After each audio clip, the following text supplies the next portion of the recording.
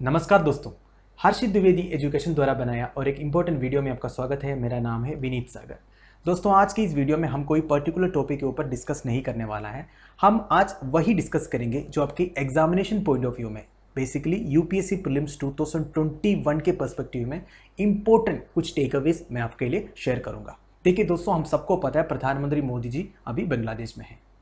कोविड-19 pandemic के बाद प्रधानमंत्री का पहला ऑफिशियल टूर है बाहर देशों में।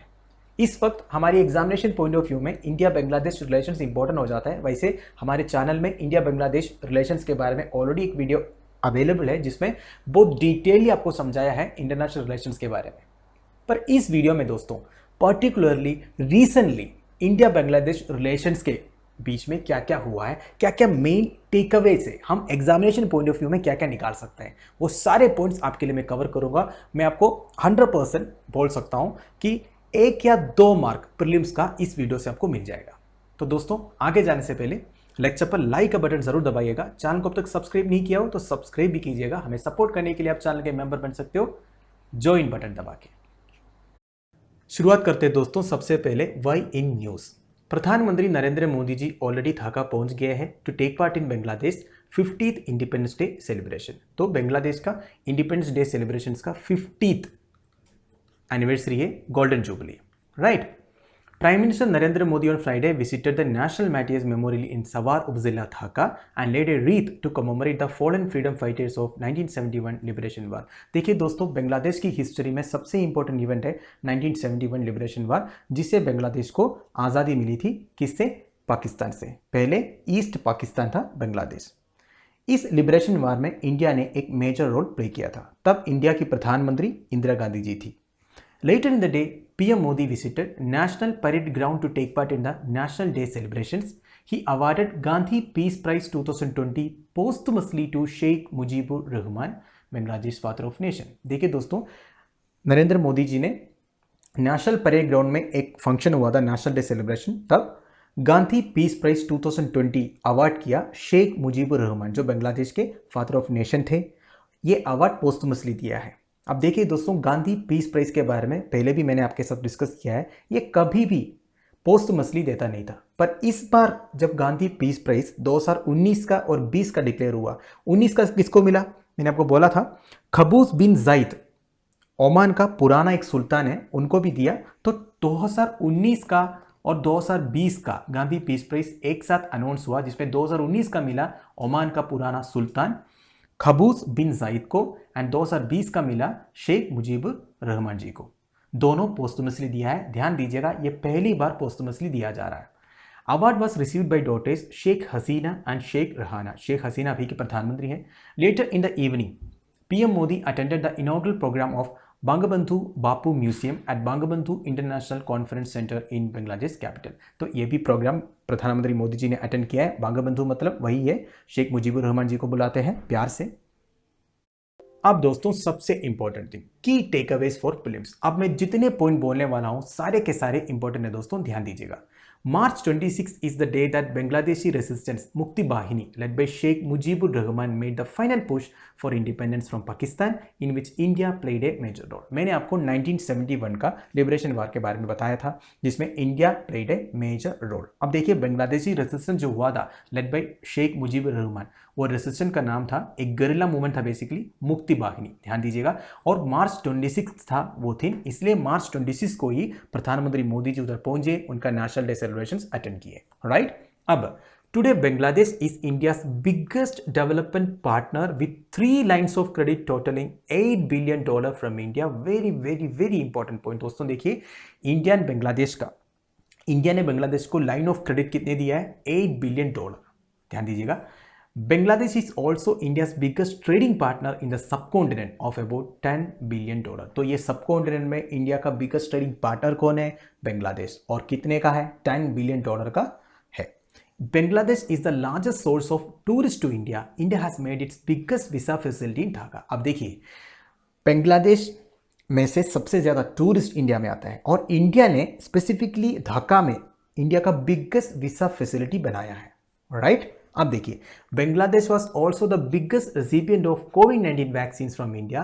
9 million doses of covid vaccine Bangladesh ने रिसीव किया है। Right.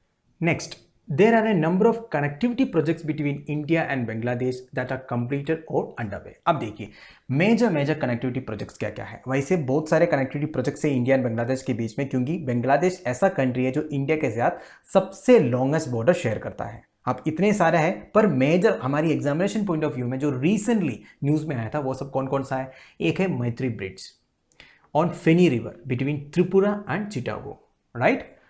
Chilahati Bangladesh, Haldibari West Bengal bridge, Sonamura Tripura, Daudkandi Bangladesh inland waterway.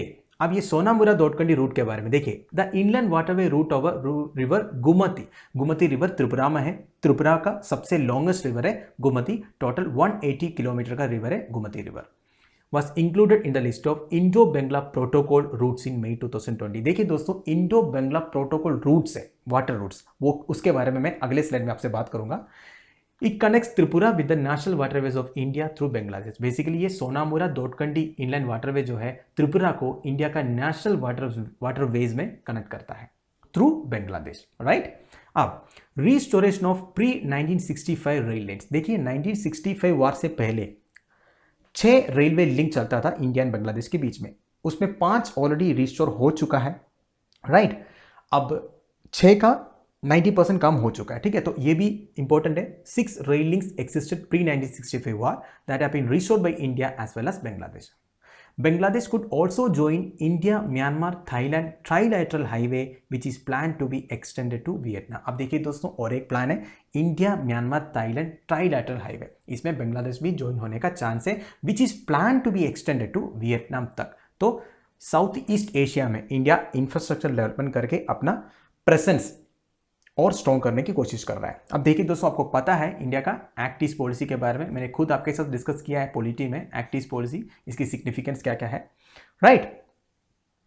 अब दोस्तों इंडो बांग्लादेश प्रोटोकॉल रूट्स के बारे में डिस्कस करते हैं। As per the IBP on inland water transit and trade, inland vessels of one country can transit through specific routes of other country. देखिए दोस्तों, India and Bangladesh के बीच में इंडो बांग्लादेश प्रोटोकॉल रूट से इससे क्या होगा, एक कंट्री दूसरे कंट्री के वाटरवेज इस्तेमाल कर सकता है। इसमें सबसे ज्यादा फायदा इंडिया का है दोस्तों। इस मैप में आप देखिए, आपको इधर कोलकाता दिख रहा है, ये जो रेड डॉटर लाइन आपको दिख रहा है ना दोस्तों, ये है basically Indo Bangladesh protocol root.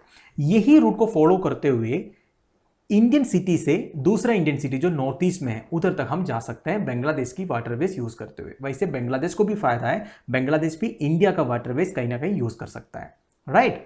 अब देखिए कौन कौन सा एक्सिस्टिंग प्रोटोकॉल रूट्स है। इसमें जो सबसे लास्ट में लिखा है ये सबसे नया है जो त्रिपुरा में से है, राइट। ये मैंने आपको पिछले सेल में बोला था। बाकी देखिए कोलकाता पांडु, कोलकाता पांडु आसाम में है, कोलकाता से पांडु जाने के लिए फिर मतलब बांग्लादेश से होते हुए पांडु जा सकता है, फिर कोलकाता वापस आ सकता है। कोलकाता करीमगंज, कोलकाता करीमगंज भी नॉर्थ ईस्ट में है, कोलकाता से बांग्लादेश के थ्रू करीमगंज जाएगा, फिर कोलकाता वापस आएगा। राजशाही, धुलिया, राजशाही बांग्लादेश में, धुलिया इंडिया में है, तो राजशाही से धुलिया आएगा, फिर राजशाही, पांडु, करीमगंज, पांडु आसाम में है, फिर करीमगंज जाएगा, फिर वापस पांडु आएगा, फिर सोनामुरा दोडकंडी जो त्रिपुरा का मैंने आपको बता दिया।